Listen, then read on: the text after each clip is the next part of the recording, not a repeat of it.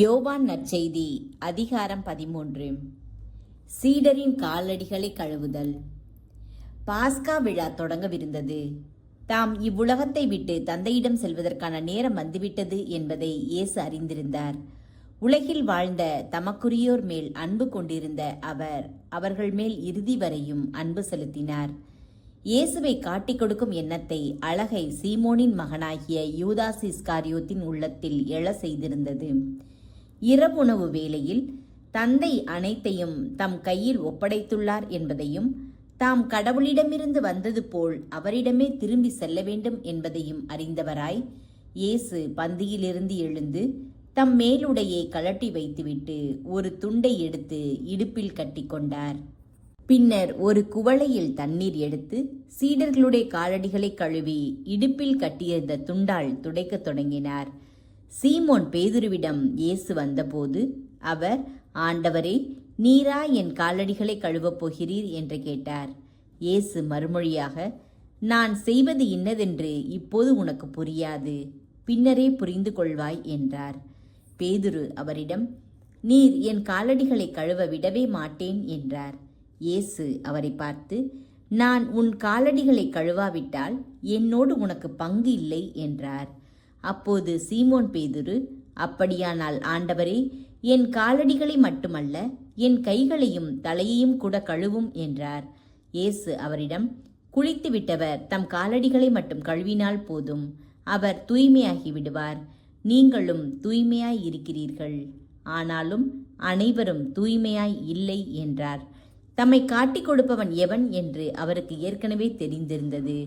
எனவேதான் உங்களுள் அனைவரும் தூய்மையாய் இல்லை என்றார்.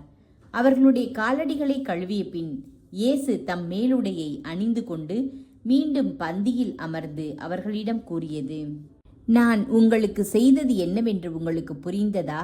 நீங்கள் என்னை போதகர் என்றும் ஆண்டவர் என்றும் அழைக்கிறீர்கள்.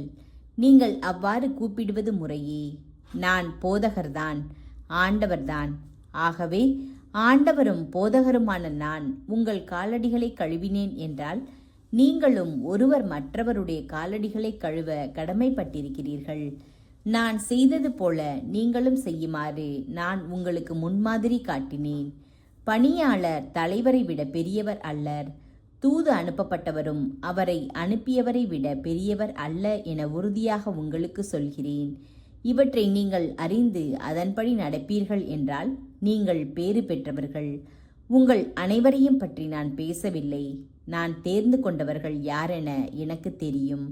எனினும் என்னோடு உண்பவனே என் மேல் பாய்ந்தான் என்னும் மறைநூல் வாக்கு நிறைவேறியாக வேண்டும். அது நிறைவேறும் போது இருக்கிறவர் நானே என்று நீங்கள் நம்புமாறு இப்போதே அது நிறைவேறும் முன்பே அது பற்றி உங்களுக்கு சொல்லி வைக்கிறேன். நான் அனுப்புகிறவரை ஏற்றுக்கொள்பவர் என்னையே ஏற்றுக்கொள்கிறார், என்னை ஏற்றுக்கொள்பவர் என்னை அனுப்பியவரையே ஏற்றுக்கொள்கிறார் என உறுதியாக உங்களுக்கு சொல்கிறேன். இயேசுவும் அவரை காட்டிக் கொடுப்பவனும்.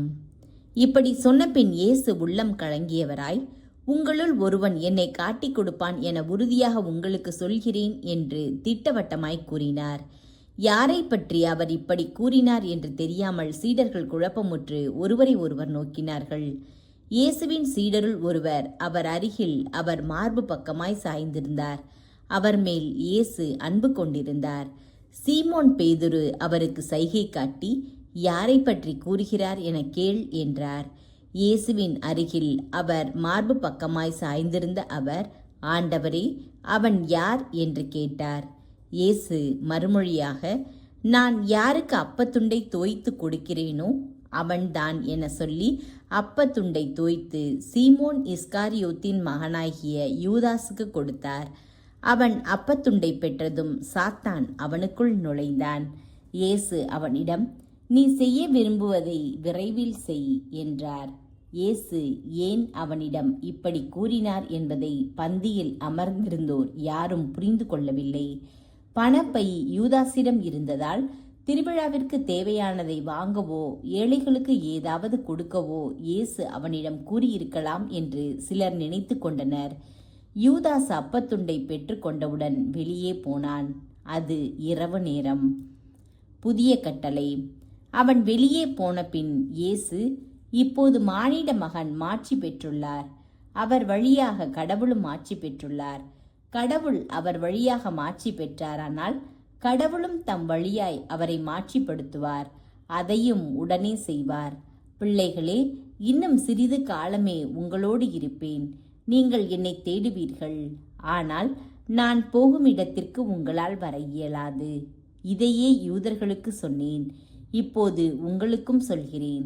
ஒருவர் மற்றவரிடம் அன்பு செலுத்துங்கள் என்னும் புதிய கட்டளையை நான் உங்களுக்கு கொடுக்கிறேன்.